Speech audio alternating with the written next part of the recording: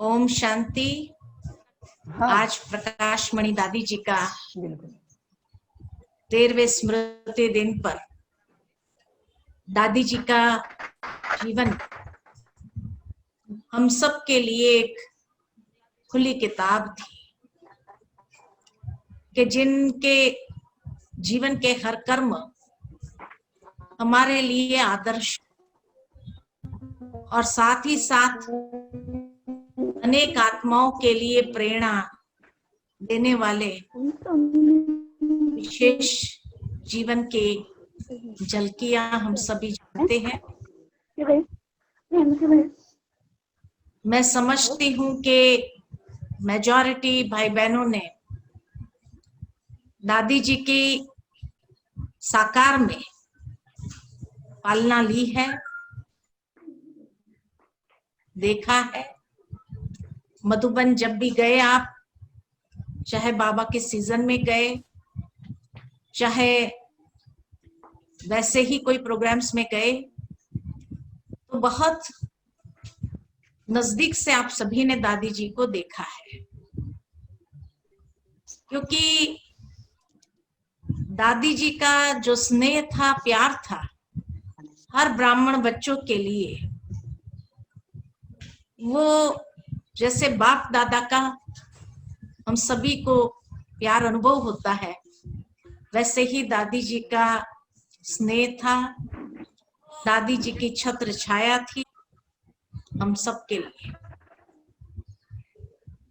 ये तो हम सभी जानते हैं कि दादी जी ने कई बार ये सुनाया है कि कैसे बाबा ने उनको निमित्त बनाया। तो भावार्थ ये कि बाबा ने खुद दादी जी को जैसे विशेष ये जिम्मेवारी का ताज दिया। दादी जी जब भी अनुभव सुनाती थी 18 जनवरी का, कि जब साकार बाबा ने पहली बार दादी जी को बॉम्बे से बुला करके अपने पास में मधुबन में रखा और मनमोहिनी दीदी जी को विशेष इलाहाबाद कुंभ मेले में भेजा था, और उस समय बाबा ने दादी जी को सारा यज्ञ का कारोबार कैसे चलता है ये सब दिखाया। साथ ही साथ 18 जनवरी के दिन जब बाबा अव्यक्त होने वाले थे, उसी दिन सुबह में बाबा की तबीयत ठीक न होने के कारण दादी जी ने बाबा से कहा कि बाबा आप थोड़ा रेस्ट कर लीजिए और सुबह की मुरली हम सुना देते हैं। लेकिन दिन भर के कारोबार में भी दादी जी के साथ रह करके बाबा ने हर चीज बहुत सूक्ष्मता के साथ दादी जी को सुनाया। और उस दिन शाम को बाबा ने कहा सभी बच्चे क्लास में एकत्रित हो जाए। बाबा ने सुबह मुरली नहीं सुनाई है तो बाबा अभी शाम को मुरली सुनाएंगे। और उस समय बाबा ने जो मुरली सुनाई, बहुत ही पावरफुल महावाक्य बाबा ने सुनाए। और फिर बाबा लास्ट में जब दरवाजे पर जाकर के मुड़ करके बच्चों को कहा, निराकारी भव, निरहंकारी भव, निर्विकारी भव, और ये वरदान देते हुए फिर बाबा ने कहा अच्छा बच्चे विदाई। ये पहली बार बाबा ने शब्द कहा और फिर कमरे में आकर के दादी जी के हाथ में हाथ दे करके बाबा ने सारी शक्तियां, और उसी समय बाबा ने ये भी साथ में बताया कि अभी आने वाले समय में किस तरह मनमोहिनी दीदी और दादी जी सारा कारोबार संभालेंगे। तो इस तरह साकार बाबा ने भी सारा यज्ञ कारोबार दादी जी को सौंपा।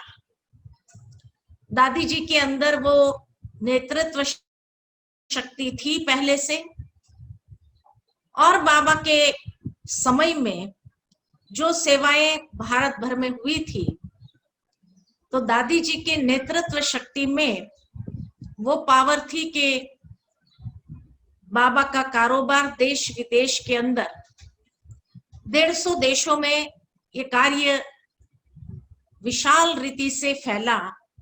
यानी जो छोटा सा वृक्ष बाबा ने लगाया था 1969 में, जब दादी जी को सारा यज्ञ कारोबार मिला, उसके बाद 2007 तक दादी जी ने इस कार्य को इतनी विशालता दी कि जैसे एक विशाल वट वृक्ष बन गया। और कई ऐसे बड़े प्रोजेक्ट्स, विश्व स्तरीय प्रोजेक्ट्स दादी जी के नेतृत्व में चला। तो दादी जी की शुरू से जो शक्ति थी, जैसे मम्मा को देखते ही बाबा ने पहचाना था और यज्ञ कारोबार के लिए विशेष निमित्त बनाया था, ऐसे ही मम्मा के बाद बाबा हमेशा दादी जी को भी कहते थे कि दादी जी मिनी मम्मा है। अर्थात कि जो क्वालिटीज मम्मा के अंदर थी, वही क्वालिटीज विशेष रूप में दादी जी के अंदर भी थी। और ज्ञान की शक्ति को इतना हजम किया हुआ था। दादी जी हमेशा, जिसको कहा जाए कि एक मातृत्व की भावना थी, मातृत्व के साथ साथ दादी जी के अंदर वो कुमारीपन का नशा बहुत जबरदस्त था। 80 साल की एज में भी मुझे याद आता है कि एक बार दादी जी ने क्लास में, मुरली क्लास के समय, कुछ बूढ़ी माताएं बैठी थी और कुछ बूढ़ी माताएं जो मुरली सुन रही थी। तो दादी ने कहा, ये बुढ़िया सुनती हो तुम? माताएं आगे बैठी होती है तो नेचुरल है कि कुछ उनका बातचीत चलता है, इधर उधर होते रहते हैं। तो दादी जी ने उनको कहा, बुढ़िया सुनती हो बाबा क्या कहते हैं? तो जब मुरली पूरी हुई तो मैं दादी जी के साथ जा रही थी, तो मैंने दादी जी से कहा कि दादी जी, आप जिन माताओं को ए बुढ़िया कर रहे थे, वो तो आपसे छोटी थी एज में, 50-60 साल की एज की थी, और आप 80 साल के हैं। आप उनको बुढ़िया बुढ़िया कर रहे थे। तो मैंने कहा, उससे ज्यादा तो बुजुर्ग आप हो। तो दादी मेरे सामने देखकर कहती है, मैं बुढ़िया हूं? अरे मैं कुमारी हूं। और जो नशे से दादी ने कहा कि मैं कुमारी हूं, मैं बुढ़िया नहीं हूं, ये सब तो बुढ़िया थी बैठी हुई। तो एक मातृत्व शक्ति होने के बावजूद एक कुमारी होने का नशा दादी को सदा बना रहा। दूसरी बात के यज्ञ के अंदर हमेशा कहा जाता है कि दादी दीदी की जोड़ी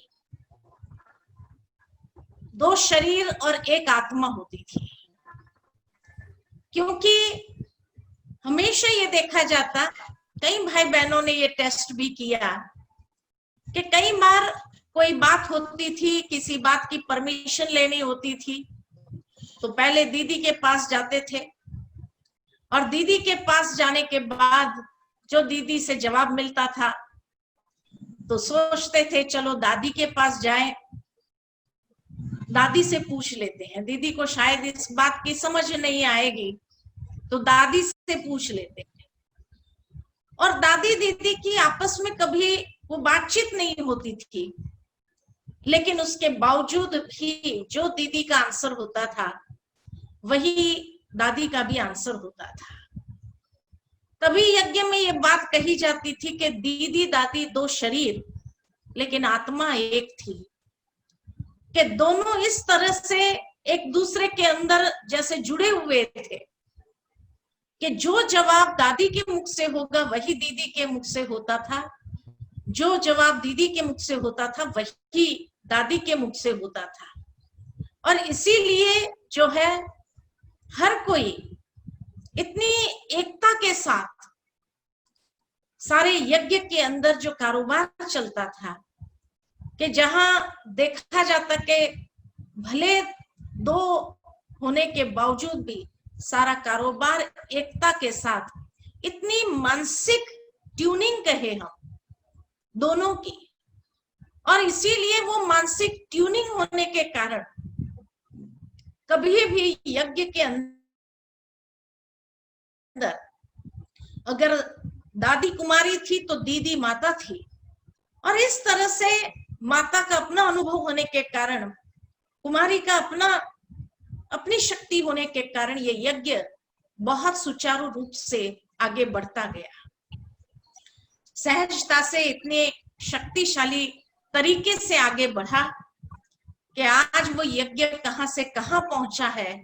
80 साल के अंदर हम सभी साक्षी होकर के इस चीज को देख रहे हैं कि आज वो समय बीत गया। पहले जो कहा जाता था कि ब्रह्मा कुमारी से एक छोटी सी संस्था है, लेकिन आज सारा विश्व उसको पहचानने लगा है। तो ये कमाल हमारी परम आदरणीय दादी जी, जिनके अंदर जैसे ब्रह्मा बाबा के अंदर सारी कलाएं थी, 16 कला प्रैक्टिकल देखी जाती थी, महसूस होती थी, ठीक इसी तरह दादी जी के अंदर भी वो कला होती थी, चाहे पालना देने की कला हो, तो संस्था को मैनेज करने की कला हो, तो कई जो शक्तियां थी वो प्रैक्टिकल थी। ब्रह्मा बाबा ने जिस तरह से यज्ञ वत्सों को पालना दिया, प्रैक्टिकल हम सभी ने ये महसूस किया कि दादी जी ने भी यज्ञ वत्सों को वही पालना दे करके बड़ा किया। जैसे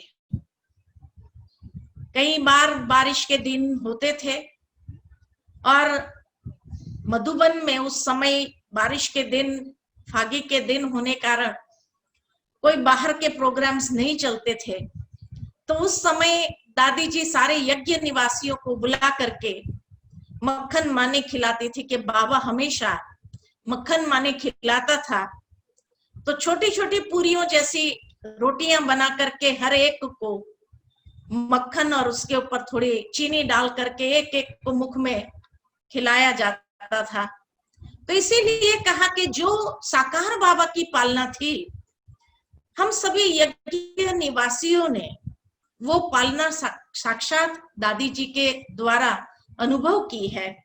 भले ब्रह्मा बाबा और मम्मा को देखने का सौभाग्य नहीं मिला, लेकिन ये जरूर होता है कि नहीं, दादी जी बाप समान बन करके वो पालना देती रही।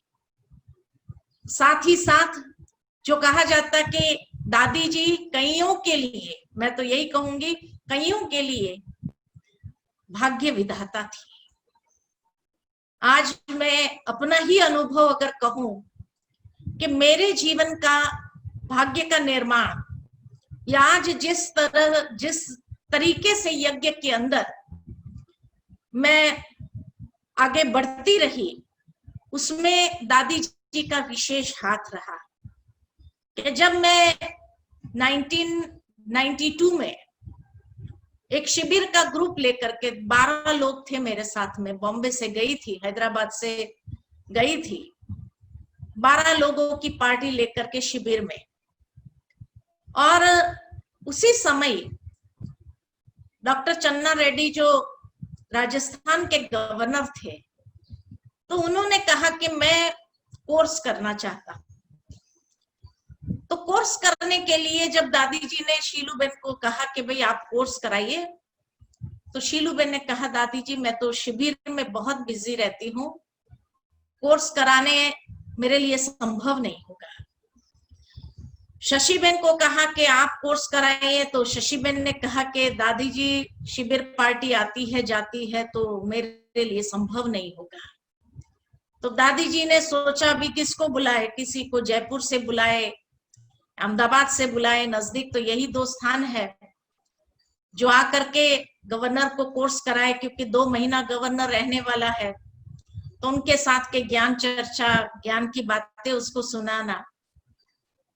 तो जब कुछ भाई बहनों के साथ, वरिष्ठ भाई बहनों के साथ दादी आंगन में बैठी थी और पूछ रही थी कि किसको बुलाना चाहिए, और उसी समय मैं जो है गेट से एंटर हुई, ये 12 लोगों का ग्रुप लेकर के, और शशिबेन के ऑफिस में जा रही थी कि उसी समय वल्लभ दादा ने, राजू भाई ने कहा, दादी आपका टेंशन दूर हो गया, आप सोच रहे थे किसको बुलाए किसको बुलाए, देखो ये उषा आई है।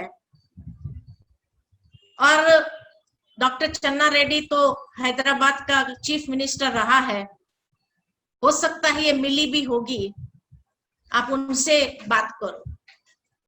तो जैसे ही मैं रूम की पर्ची लेकर के शशिबेन के कमरे से बाहर आए, ऑफिस से बाहर आई, कि उसी समय जो है,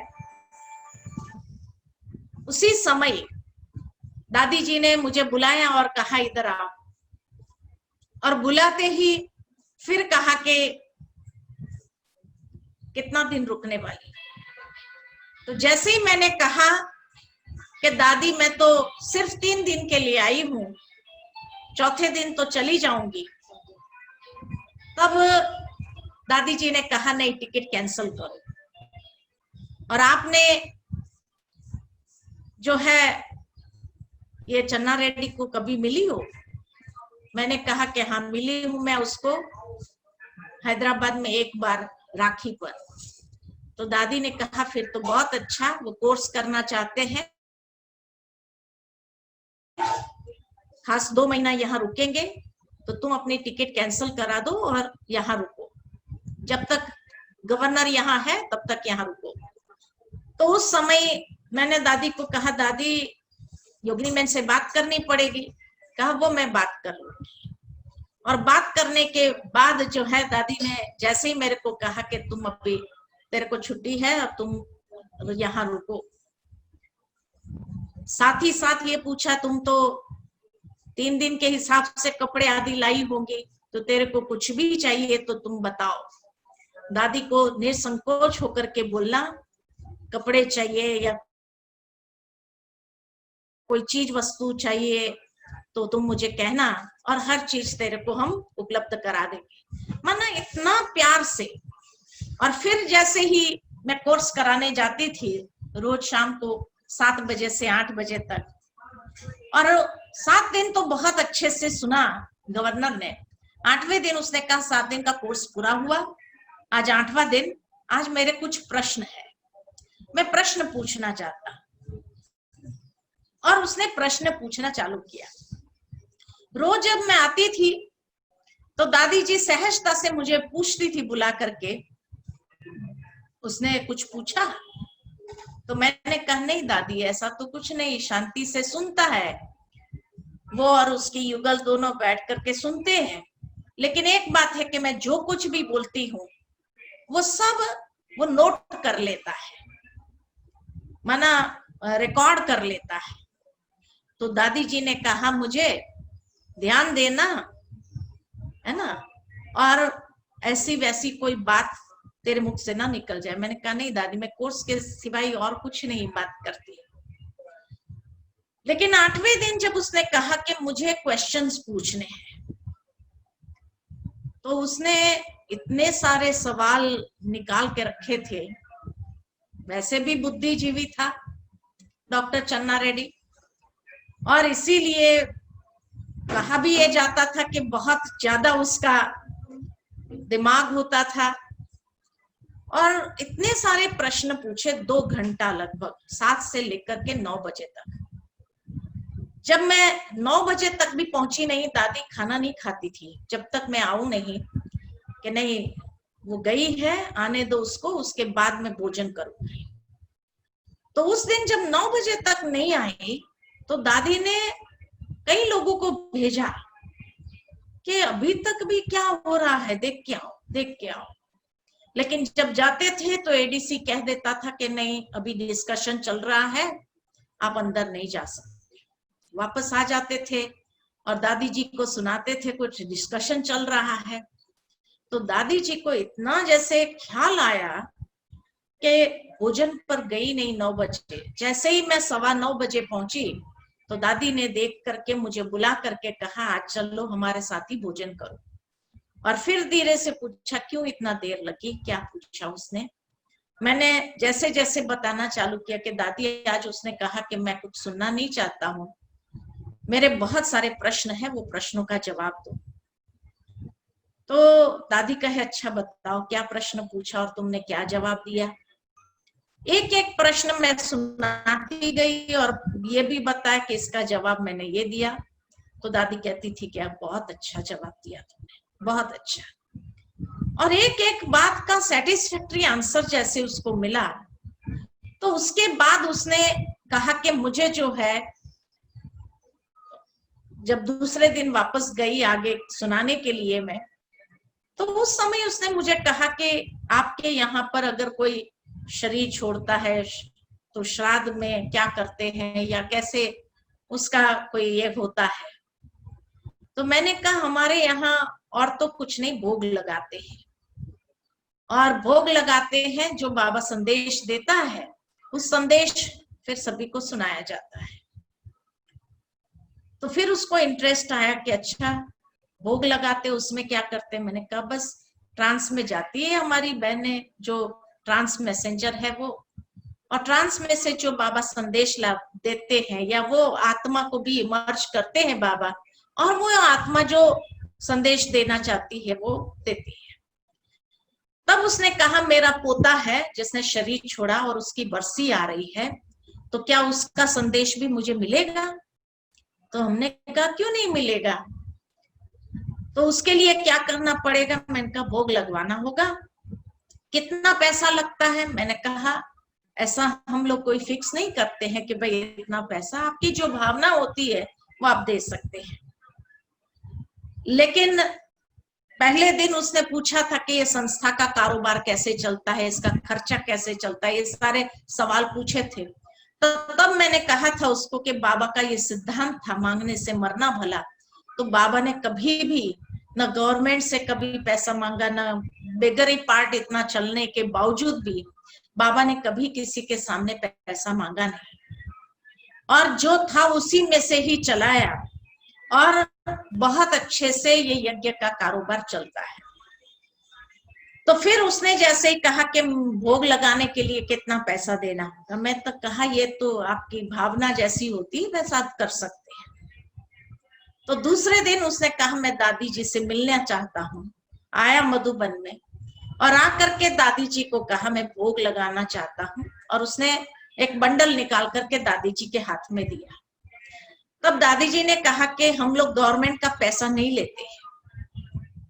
तो तब उसने कहा कि ये गवर्नमेंट का पैसा नहीं है, ये मेरी अपनी जेब से जो मुझे सैलरी मिलती है वो सैलरी से मैं दे रहा हूँ मेरे पोते का भोग लगाने के लिए, और जितने भी यहाँ है उन सबको ब्रह्म भोजन खिलाना है।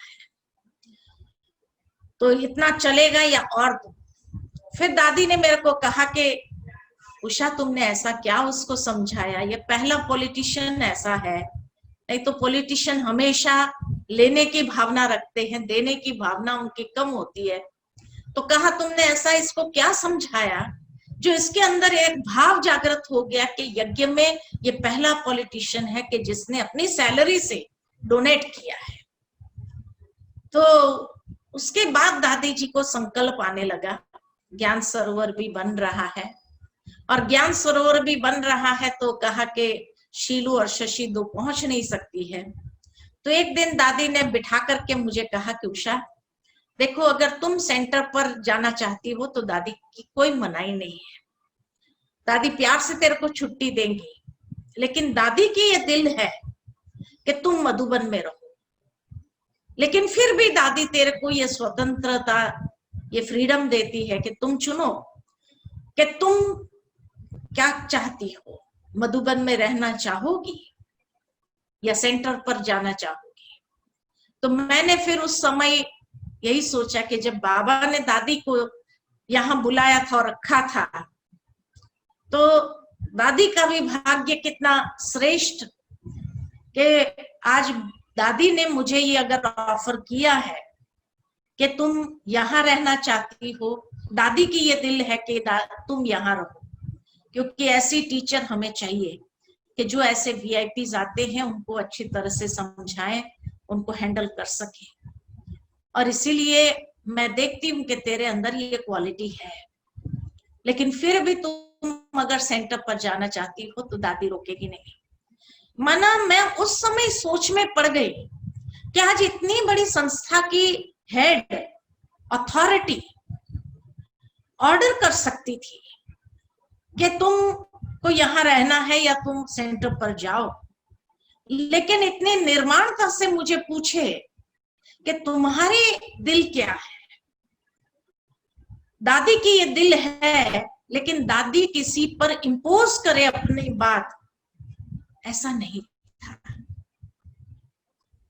और इसीलिए दादी की निर्माणता के कारण ही अंदर में यही भाव आया कि दादी का संकल्प माना बाबा का संकल्प। तो मैंने कहा दादी, आपका संकल्प माना बाबा का संकल्प। और इस तरह से दादी भाग्य विधाता बन करके, जैसे ब्रह्मा बाबा के लिए कहा जाता कि कईयों का भाग्य का निर्माण किया, ऐसे दादी जी ने हमारे भाग्य का निर्माण किया और मुझे मधुबन निवासी बनाया। उसके बाद कई परीक्षाएं भी आई हमारे सामने, क्योंकि मधुबन एक सागर था, सेंटर जो है एक छोटा सा तालाब होता है, तालाब में तैरना आसान है, लेकिन मधुबन तो एक सागर है और सागर में तैरना आना चाहिए, तभी वहां रह सकते हैं। कहने का भावार्थ के कई परीक्षाएं आने लगी उसके बाद, लेकिन दादी जी ने मेरे को यही कहा कि देखो मधुबन में रहना है तो तुम्हें हाथी बनना होगा। मैंने कहा हाथी बनना होगा? तो कहा हाँ, कि हाथी के पीछे कोई कुछ भी बोलता है, लेकिन वो अपनी मस्त चाल को नहीं छोड़ता है। इस तरह से कोई कुछ भी बोले, कोई कुछ भी कहे, तुम्हें सुनते हुए नहीं सुनना होगा, तभी मधुबन में तुम रह सकती हो। मेरे सामने कई परीक्षाएं आई, लेकिन दादी की इस बात को स्मृति में रखते हुए हमने महसूस किया कि मेरे लिए सारी परीक्षाएं आसान होती गई। साथ ही साथ ये भी महसूस हुआ कि एक एक कदम पर दादी जी किस तरह से चलती है, इतने बड़े संगठन को लेकर के, हर एक को सम्मान देते हुए, रिस्पेक्ट देते हुए, हर एक मधुबन निवासियों का इतना ख्याल रखते हुए, किसको क्या चाहिए क्या नहीं चाहिए, सैल्वेशन चाहिए, किसी के अंदर कोई भी प्रकार की असंतुष्टि की भावना हो, फीलिंग हो, तो उन सबको जैसे संतुष्ट करना। हर 15 दिन में मधुबन निवासियों की एक मीटिंग होती थी, फैमिली मीटिंग उसको कहते थे, कि उस फैमिली मीटिंग में हमेशा दादी कुछ न कुछ ऐसी चीज बना करके हम निवासियों को खिलाती थी, ऑफर करती थी। और उस फैमिली मीटिंग में हर एक के पास ये फ्रीडम होती थी कि वो जो चाहे वो बोल सकता है खुले दिल से। किसी को कोई सैल्वेशन चाहिए, किसी को कोई शिकायत होती थी, किसी के बारे में भी तो भी बोल सकते थे। मना बहुत फ्री मीटिंग होती थी। और यही एक समय था कि जब दादी जी के साथ हंसी मजाक कुछ भी कर सकते थे। तो जैसे बड़े कैसे एक परिवार के अंदर बैठ करके मौज करते हैं, तो ऐसा दादी जी के समय हर 15 दिन में एक बार, या अगर बाहर गई होती थी दादी तो महीने में एक बार होता ही था। वापस आने के बाद समाचार सुनाने के हिसाब से भी होता ही था। कहने का भावार्थ के वो जो दिन थे आज वो मिस होते हैं, कि उस समय कैसे हम एक फैमिली में बैठते थे। उस समय ज्ञान सरोवर नीचे शांतिवन तो था ही नहीं, तो मधुबन का जो फीलिंग था बहुत सुंदर वो फीलिंग था। तो मधुबन में रहने का भाग्य दादी जी ने दिया, जैसे मेरी भाग्य विधाता बन करके। लेकिन जितना आगे बढ़ाना चाहा, माना जो आगे बढ़ाया मुझे, वो भी दादी जी का इसमें बहुत बड़ा रोल है। कैसे? तो कहा कि जैसे ही मैं मधुबन आ गई और फिर मधुबन में दादी ने मुझे रखा, तो उसके बाद मुझे कहा कि तुम शीलू बहन के साथ शिविर में सेवा में रहो। तो शिविर की सेवा शुरू हो गई और मेरे मन का फोकस चेंज हो गया। मैंने सोचा मधुबन में रहना है तो कोई भी वीआईपी आएगा उसको अटेंड करने की ड्यूटी दादी ने दी है, शिविर कराने की ड्यूटी दी है। तो अभी मेरा रोल चेंज हो गया। जो हैदराबाद में एक मैनेजमेंट का रोल था, अब वो चेंज होकर के शिविर, क्लासेस, यही रोल रहेगा मेरा। तो ये सोच करके फॉरेनर्स आते थे तो उस समय ट्रांसलेशन होता था, हिंदी मुरलियों को इंग्लिश में करना। तो उस समय ट्रांसलेशन की जिम्मेवारी दी थी, वीआईपीस को संभालने की जिम्मेवारी थी, शिविर की कोई कोर्स करने आता था तो कोर्स करने की जिम्मेवारी होती थी। इस तरह से सारी जिम्मेवारी दादी ने दी थी। तो मैंने भी अपना फोकस चेंज कर दिया था कि अब मैनेजमेंट की दुनिया में मुझे जाना नहीं है और यही मेरी सेवा है। तो ज्ञान सरोवर बना और ज्ञान सरोवर में ट्रेनिंग जब होने लगी, ज्ञान सरोवर भी जब बना, तब मैंने प्रत्यक्ष अपनी आंखों से देखा। और ओम शांति भवन के समय भी मैंने अपनी आंखों से देखा कि ओम शांति भवन जहां आज है बहुत बड़ी पहाड़ी थी, और उस पहाड़ी को जब तोड़ा गया और ओम शांति भवन का निर्माण हुआ, तभी भी दादी जी खुद खड़ी होकर के तगारी उठाती थी।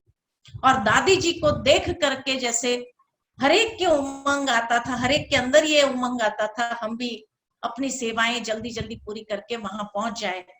इसी तरह ज्ञान सरोवर बना तो वहां पर भी दादी जी खड़ी हो जाती थी, क्योंकि ज्ञान सरोवर का निर्माण बहुत फास्ट करना था। तो वहां खड़ी हो जाती थी और तगारी जैसे ही उठाती थी हम सब जाकर के उठाते थे। तो जो ये एक लीडरशिप क्वालिटी थी दादी की, बहुत अद्भुत थी। जैसे बाबा के लिए कहा जाता बाबा हर कार्य करके सिखाता था, इसी तरह दादी जी भी हर कार्य प्रैक्टिकल खुद करके सिखाती थी और दूसरों के लिए आदर्श बन जाती थी। तो इसी तरह ज्ञान सरोवर बनने के बाद ज्ञान सरोवर में विदेशी भाई बहने आए जिन्होंने ट्रेनिंग का ऑर्गेनाइज किया, मैनेजमेंट ट्रेनिंग। और उस समय करीबन 80-90 लोग थे जो उस ट्रेनिंग में ऑल इंडिया से पार्टिसिपेट कर रहे थे। उसमें मुख्य वही बहने भाई थे जिनको इंग्लिश आता था, क्योंकि वो सारी ट्रेनिंग इंग्लिश में होने वाली थी। तो मैंने तो अपना फोकस ही चेंज कर लिया कि अब तो मेरा रोल चेंज हो गया है, मेरा पार्ट चेंज हो गया है, तो मुझे ये मैनेजमेंट में जाना नहीं। तो एक दिन शाम को मैं जब योग में जा रही थी तो दादी जी ने देखा, तो दादी जी ने बुलाया, बोले इधर आओ। फिर मुझे पूछा कि ये ट्रेनिंग जो हो रही है तुम उस ट्रेनिंग में बैठ रही हो? तो मैंने कहा नहीं, मैं नहीं बैठ रही। कहा क्यों नहीं बैठ रही? तो मैंने कहा दादी जी मैंने अपना नाम नहीं लिखाया, क्योंकि अभी मेरा तो रोल ही चेंज है, तो मैंने अपना नाम भी नहीं लिखाया है, अभी तो फिक्स हो गया है सारा, और अभी तो इनकी एंट्री भी बंद हो गई है। तो दादी जी ने कहा नहीं नहीं ऐसे कैसे, मधुबन की तरफ से तुम बैठोगी। तो मैंने कहा दादी जी उसके लिए रजिस्ट्रेशन करना पड़ता है और मैंने रजिस्ट्रेशन नहीं कराया है। तो दादी जी ने उसी समय शशिबेन सामने से आ रही थी, शशिबेन को बुलाया और शशिबेन को कहा कि शशिबेन आप योगिनी बहन को फोन करो और कहो कि मधुबन के तरफ से उषाबेन बैठेगी।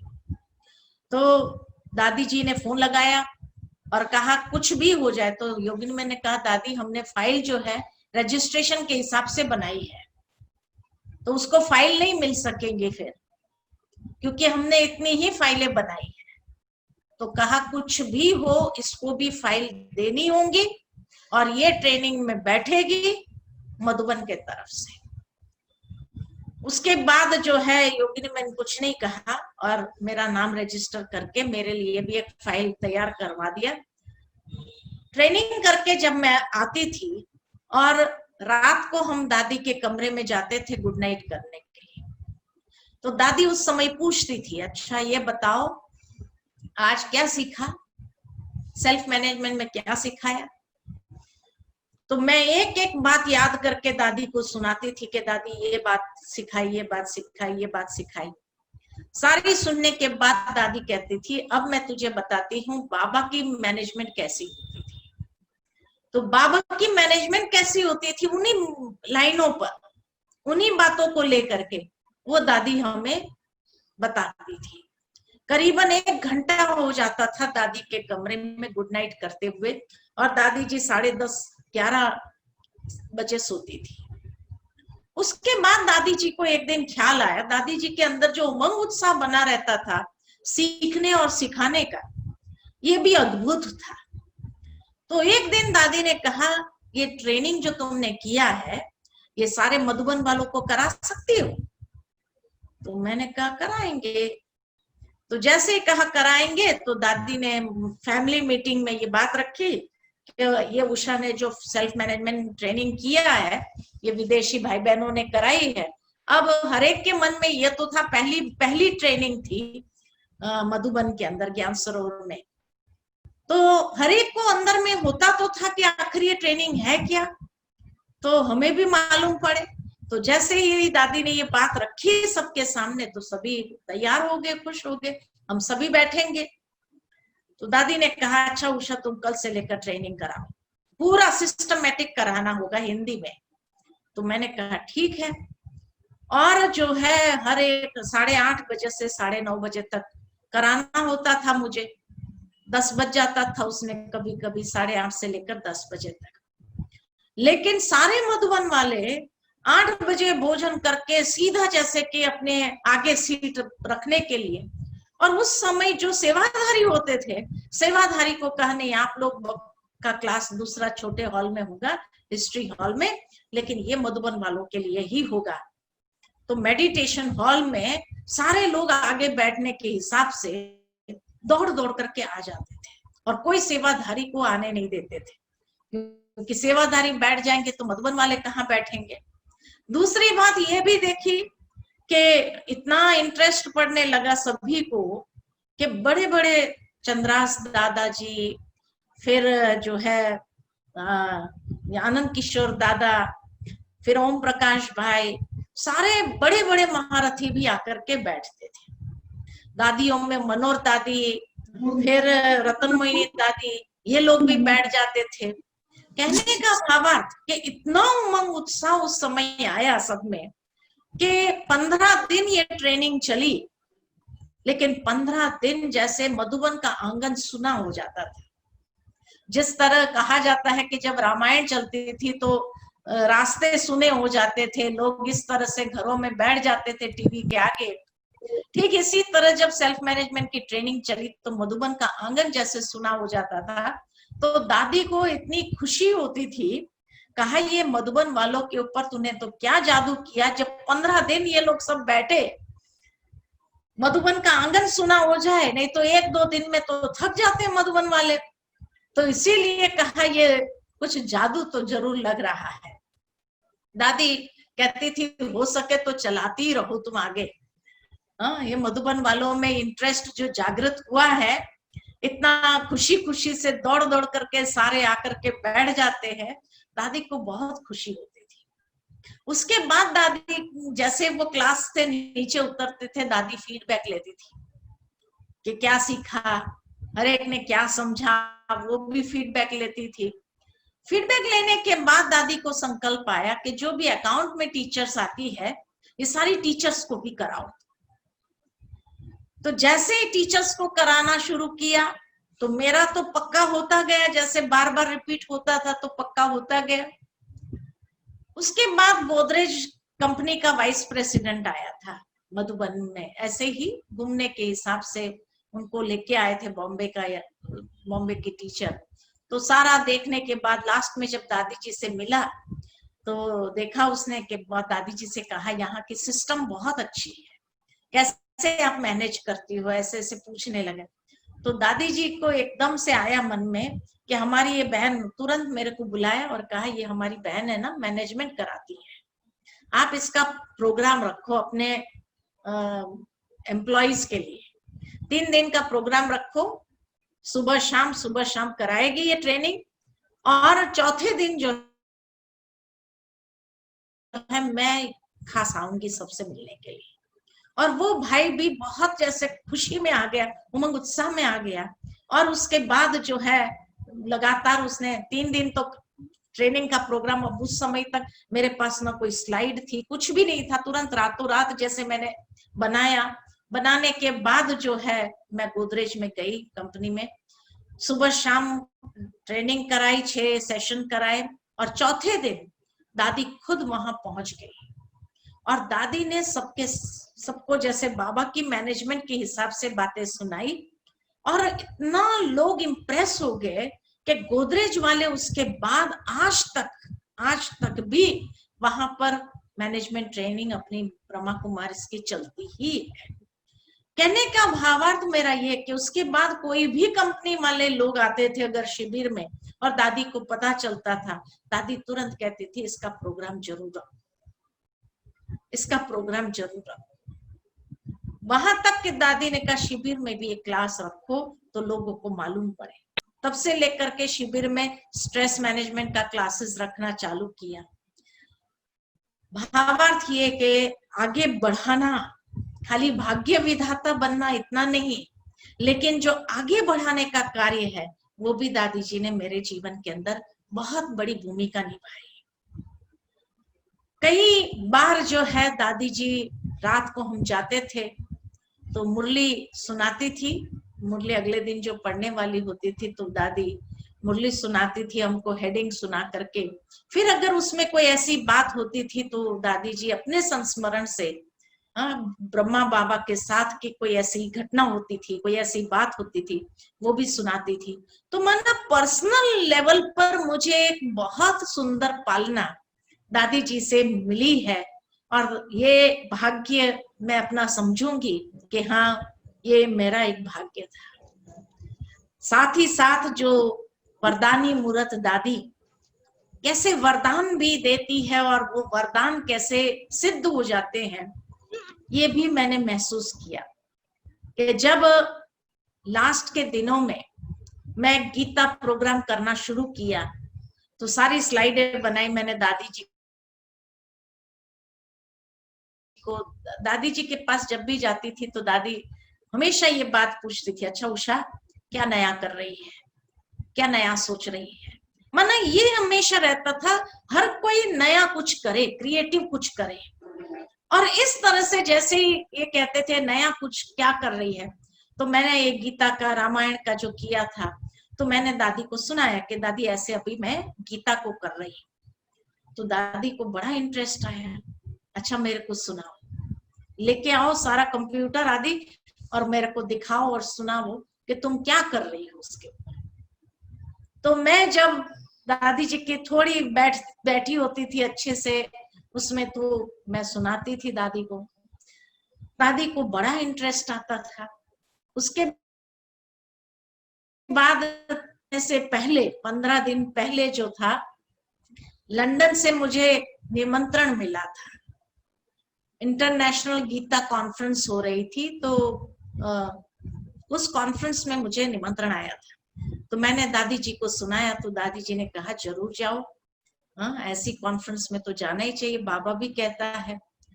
तो मुझे पूछा कि तुमको किस विषय पर बोलना है वहां पर, तो मैंने कहा कि गीता के हिसाब से शांति का विषय दिया है मुझे, कि मुझे शांति के ऊपर बोलना है। तो दादी कहती थी बहुत अच्छा।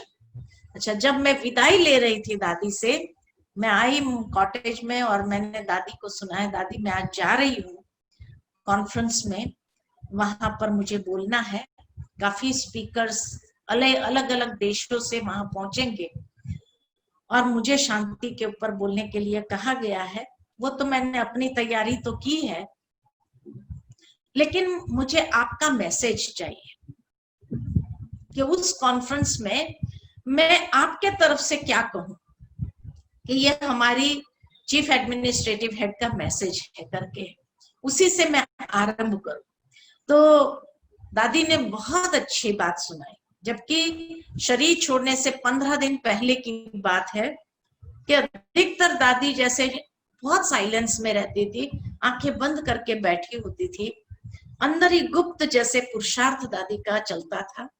तो जब मैंने कहा दादी आपका मैसेज चाहिए मुझे, तो दादी ने मुझे बहुत अच्छा कहा कि शांति पर बोलना है ना तुझे, तो कहना मेरे तरफ से कि जीवन की आदि शांति, जीवन का अंत शांति, तो बीच के समय में अशांति या टेंशन क्यों?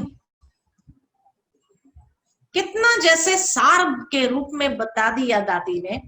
जीवन की आदि शांति अर्थात एक बच्चा जब पैदा होता है और सोया होता है तो कहते कितनी शांति है इस बच्चे। तो जीवन की आदि शांति है, जीवन का अंत शांति है। जब कोई व्यक्ति शरीर छोड़ता है तो यही कहते शांत हो गया, और वो बॉडी जब रखी होती है तो कितने शांति उस चेहरे के ऊपर होती है। तो जीवन की आदि शांति, जीवन का अंत शांति, तो बीच के समय में जीवन के पर्यंत, उस यात्रा के पर्यंत अशांति क्यों, तनाव क्यों? ये उनको कहना कि उसमें हम शांति से नहीं जी सकते हैं। तो जब मैं उस कॉन्फ्रेंस में गई तो मैंने उसी लाइनों से आरंभ किया कि हमारी दादी जी ने खास ये मैसेज दिया है। और जब मैंने वो बात सुनाई तो लोगों को इतनी वो बात जैसे छू गई दिल को। और उस कॉन्फ्रेंस के पूरा होने के बाद ही 2 दिन के बाद मैसेज मिला कि भाई आगे दादी जानकी ने तो आगे कई सेंटर पर प्रोग्राम बनाया हुआ था, अलग अलग स्थानों पर जाने का और क्लासेस कराने का, प्रोग्राम्स करने का। लेकिन जैसे ही 2 दिन कॉन्फ्रेंस के बाद जैसे ही आई मैं लंदन और दूसरे स्थानों पर जाने का प्रोग्राम था, तो वहां पर ही मैसेज मिला कि दादी जी की तबीयत खराब है और सभी को बुलाया गया है। तो मैं और जयंती बहन वहां से लंदन से आ गए, और जैसे ही आई तो मैंने सोचा कि पूरी रात मैं आज दादी जी के पास बैठूंगी। दूसरे दिन सुबह में शरीर छोड़ा लगभग 6 बजे के आसपास, लेकिन मैं पूरी रात दादी के कमरे में बैठी रही। और जैसे बीच बीच में कभी देखती थी दादी को, दादी का हाथ में लेकर के देती थी कि दादी ने जो मेरे लिए किया है, तो मैं अपनी कृतज्ञता जैसे अर्पित कर रही थी दादी को, वो थैंक्स अर्पित कर रही थी कि लास्ट विदाई जब दादी ले रही है तो दादी जी मैं आपको कितना न थैंक्स दूं।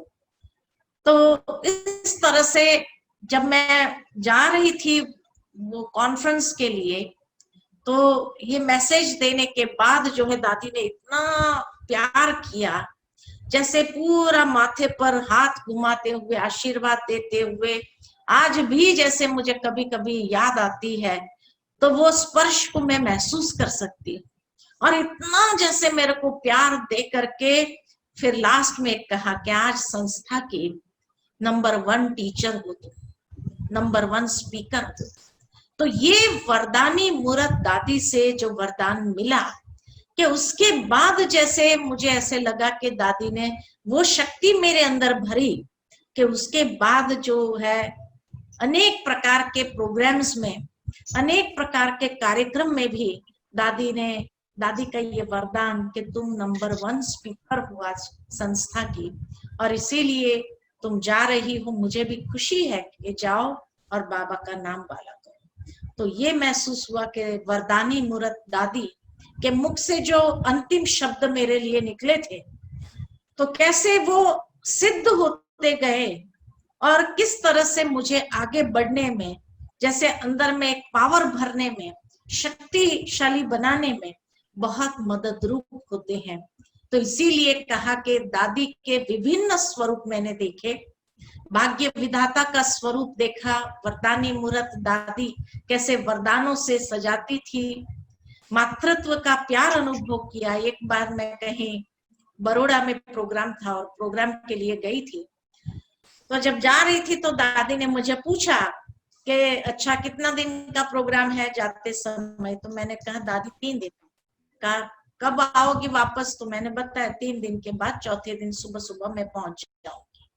तो कहा अच्छा जाओ। छुट्टी दिया और वहां पर उन्होंने 3 दिन का प्रोग्राम जो कंपनी में था वो तो रखा ही था, लेकिन चौथा दिन उन्होंने बढ़ा दिया था जो मुझे बताया नहीं था, और इसीलिए मेरी टिकट भी उस अनुसार निकाली थी। अब मैं दादी जी को 3 दिन का कह करके आई और जो है चौथा दिन मुझे रुकना पड़ा। बहुत मना कहा उन्होंने कि नहीं, तो मैंने सोचा चलो ठीक है, जाने के बाद, उस समय मोबाइल तो होते नहीं थे, तो मैंने सोचा कि चलो ठीक है, जाने के बाद दादी जी को बता देंगे कि इस तरह से कार्यक्रम था और इसीलिए एक दिन मेरा लेट हो गया आने का। तो जैसे ही मैं पहुंची तो दादी ने बुलाया मेरे को, इधर आ।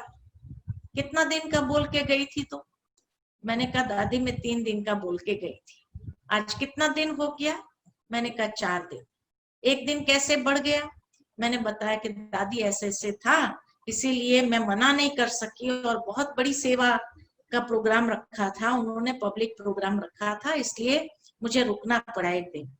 तो दादी ने मेरे देखते हुए ऐसे आंखों में आंखें डाल करके देखते हुए कहने लगी, तेरे को पता है मुझे कितनी चिंता हुई? तुमने जो दिन बताया था उस दिन तुम नहीं पहुंची, तो तुमको ये संकल्प चला कि दादी को चिंता होगी, कि कहाँ चली गई होगी, क्या हुआ होगा, क्यों नहीं आई है, कितनी चिंता हुई होगी। उस दिन मैंने जैसे दादी के सामने कान पकड़ा और कहा दादी आज के बाद मैं प्रॉमिस करती हूँ, कितनी भी बड़ी सेवा हो, लेकिन जो दिन मैं बोल करके गई हूँ, जो दिन मैं बोल करके जाती हूँ, उसी दिन मैं वापस पहुंच जाऊंगी और आपको आगे से कभी कोई शिकायत का मौका नहीं मिलेगा। कहने का भावार्थ कि उसके बाद मेरे संकल्प चले कि आज हम घर के लोग, मधुबन निवासी भी 350 थे उस समय, 350 कब जाते हैं कब आते हैं, और जो दिन बोल करके जाते उस दिन पहुंचते हैं या नहीं पहुंचते हैं, हर एक के लिए जैसे जिम्मेवार होकर के एक माँ की तरह चिंता करते हैं रहना।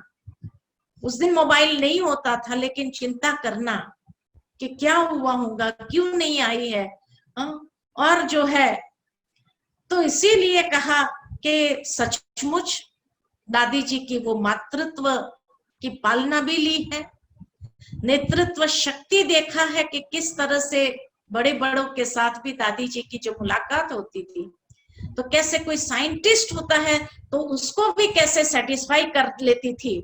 लास्ट का इंसिडेंट मैं बताती हूँ कि अब्दुल कलाम जी जब आए थे, तो अब्दुल कलाम जी जो है उस कोर्स किया, शिविर अटेंड किया, और हमने आत्मा का लेसन कराया था, तो आत्मा के 7 गुण बताए, तो बहुत खुश हुआ कि आज पहली बार मुझे पता चला कि आत्मा की वास्तविकता क्या है। फिर दादी जी के साथ उसका ब्रेकफास्ट था, तो ब्रेकफास्ट के समय बैठा और उसने बहुत अपना मन के भाव व्यक्त किया कि आज फर्स्ट टाइम, एटम का तो मैं इतना जानता हूं, लेकिन आत्मा का क्या वास्तविकता है वो आज मैंने जानी। और ये आपकी बहन ने मेरे को बहुत अच्छी गाइडेंस दिया कि आत्मा की वास्तविकता क्या है, बहुत खुश था। फिर उसके बाद उसने दादी जी से प्रश्न पूछा कि दादी जी आज भारत हर रीति से सक्षम है, भारत एक एटॉमिक पावर है, हमारे पास वो शक्ति है, बड़े बड़े मिसाइल बनाने लगा है, लेकिन आज कुछ भी हो जाए, भारत के ऊपर सबने चढ़ाई किया, लेकिन भारत ने कभी किसी को के ऊपर चढ़ाई किया हो, किसी को, किस देश को अपने अधीन किया हो, किसी को लूटा हो, ऐसा कभी नहीं। जबकि हमारे पास सारी सक्षमता है। उसके लिए आपका क्या कहना है? तो दादी जी ने इतना सुंदर जवाब दिया। एक साइंटिस्ट पूछता है दादी से कि इतनी बड़ी एटॉमिक पावर हो गई है भारत, फिर भी आज किसी पर अटैक नहीं करता है, किसी को लूटा नहीं, किसी को अधीन नहीं किया, आप क्या समझती हो? तो दादी ने कितना सुंदर कहा। दादी ने कहा क्योंकि भारत माता है, भारत माता है। माता कभी किसी बच्चे के ऊपर अत्याचार नहीं करती है, माता कभी किसी के ऊपर अटैक नहीं कर सकती है। आज इंग्लैंड माता नहीं कहेंगे, अमेरिका माता नहीं कहेंगे, लेकिन भारत माता कही जाती है। तो सारे विश्व की संस्कृति की माता अगर है तो भारत है। और इसीलिए वो संस्कृति की जो स्तंभ है, माँ है, तो वो माँ किसी के ऊपर अटैक कैसे कर सकती है? इतना बड़ा साइंटिस्ट अब्दुल कलाम, वो इतना खुश हो गया कि आज मुझे अपने प्रश्नों का जवाब मिला। मैं इतना समय से सोचता था कि भारत हर रीति से सक्षम होने के बाद भी क्यों नहीं किसी को अधीन किया, या क्यों नहीं किसी को लूटा या ये किया। भारत को सब लूटते रहे, कितना भारत से खजाना लूट करके ले गए, लेकिन फिर भी भारत ने कभी किसी के ऊपर अटैक नहीं किया। ऐसा क्यों? तो आज मुझे उसका जवाब मिला। तो मैंने ये शक्ति दादी की देखी प्रैक्टिकल। एक साइंटिस्ट के साथ कैसे बात करती थी, एक बच्चे के साथ बात करना होता था तो भी दादी कैसे वात्सल्य उसके ऊपर बरसा देती थी। तो एक घर वालों से बात करना होता था तो कैसे बात करती थी। माना हर एक स्वरूप दादी का हमने प्रैक्टिकल देखा, अनुभव किया, और सचमुच वो हर एक के लिए आज इस तरह से आदर्श बन गई। तो इन्हीं के साथ अनुभव तो बहुत सारा है। 35 साल मधुबन में हो गए, तो 35 साल का अनुभव एक घंटे में तो देना मुश्किल है, लेकिन फिर भी जितना मैं दे सकी कि जो जो क्वालिटीज दादी की देखी, कि कैसे वो माँ थी, कैसे वो एक कुमारी थी, कैसे वो वरदानी मूरत थी, भाग्य विधाता थी, कैसे वो जो कार्य लेती थी बहुत कुशलता पूर्वक कर लेती थी, कैसे वो बड़े बड़े साइंटिस्टों से मिलती थी तो कैसी उसकी बातचीत होती थी, क्या सभ्यता उसकी होती थी। बहुत सारी बातें आज दिमाग के अंदर उभर रही है दादी जी के व्यक्तित्व को लेकर के। लेकिन बहुत सुंदर ये अनुभव मेरा दादी जी के संग संग का रहा है। इन्हीं शब्दों के साथ वाणी को विराम देती हूँ। ओम शांति।